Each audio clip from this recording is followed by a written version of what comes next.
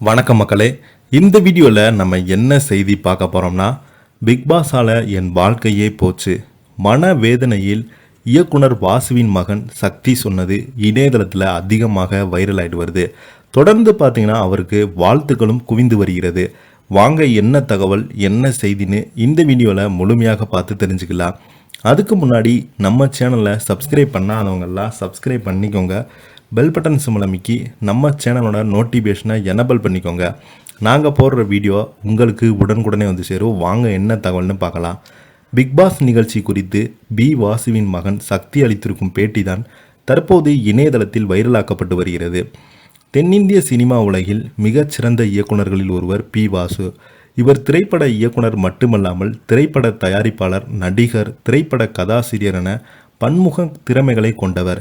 இவருடைய திரைப்படங்கள் எல்லாமே வணிக ரீதியாக வெற்றியடைந்தது என்பதும் குறிப்பிடத்தக்கது. தமிழில் ஒரு வெற்றிகரமான இயக்குனராக திகழ்ந்த போதிலும் இவரது மகன் சக்தியால் தமிழ் சினிமாவில் ஒரு வெற்றிகரமான நடிகராக வரவே முடியல. சக்தி அவர்கள் தொட்டால் பூ மலரும் என்ற படத்தின் மூலம் சினிமாவுக்கு அறிமுகமானார். இதன் பின்பு பல திரைப்படங்களில் நடித்திருந்தார்.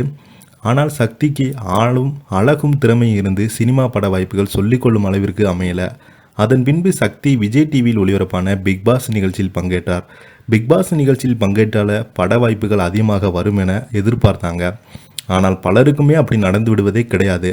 அதே போல இந்த நிகழ்ச்சியின் மூலம் இவருக்கு மக்கள் மத்தியில் நிறைய எதிர்மறையான விமர்சனங்களும் பெற்று வந்தது. சொல்லப்போனால் ஒரு பெரிய வில்லனாக இவர் மக்கள் மத்தியில் தோன்றினார்.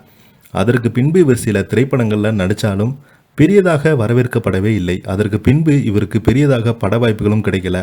இந்த நிலையில தான் சமீபத்தில் அளித்த பேட்டியில் நடிகர் சக்தி, நான் சின்ன வயதிலிருந்தே தோல்வியை சந்தித்ததே கிடையாது, எதிலுமே ஃபெயில் ஆனதே கிடையாது, நன்றாகத்தான் படித்தேன், எம்பிஏ வரை படித்திருக்கேன். ஆனால் இந்த சினிமா துறைக்கு வந்த பிறகுதான் நான் நிறைய தோல்விகளை சந்தித்திருக்கிறேன்.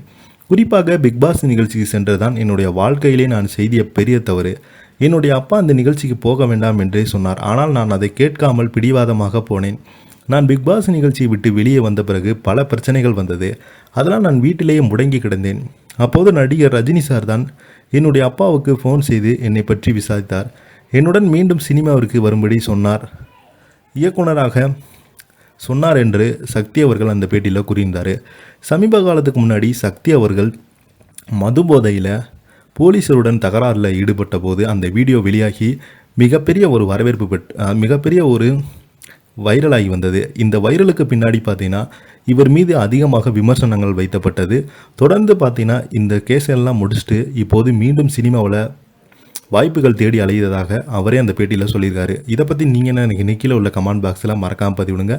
இந்த வீடியோ உங்களுக்கு பிடிச்சிருந்தால் லைக் பண்ணுங்கள், ஷேர் பண்ணுங்கள். நன்றி, வணக்கம்.